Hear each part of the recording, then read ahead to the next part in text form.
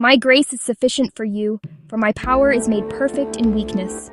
2 Corinthians 12:9. Our weakness isn't a barrier to God's work. It's the very place where His grace shines brightest. Throughout Scripture, God consistently chooses imperfect, limited people to display His perfect strength. Moses felt inadequate because of his speech and begged God to send someone else. Yet God used him to confront Pharaoh and lead a nation to freedom. Gideon saw himself as the weakest in his family, hiding in fear, but God called him a mighty warrior and used him to defeat an army with only a handful of men. David was young and overlooked, facing a giant with nothing but a sling, yet God's power carried him where human strength could not. Even the Apostle Paul pleaded with God to remove his thorn, but instead received this promise, "My grace is sufficient for you."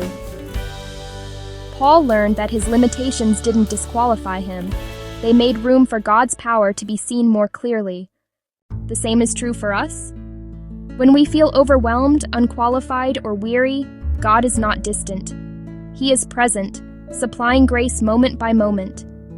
Our weakness becomes the canvas upon which God paints His strength, reminding us that the story is never about how capable we are, but about how sufficient He is.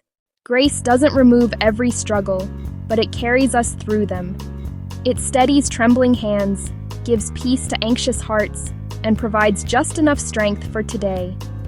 When we accept our weakness and trust His sufficiency, our lives become living testimonies, not of how strong we are, but of how faithful God is.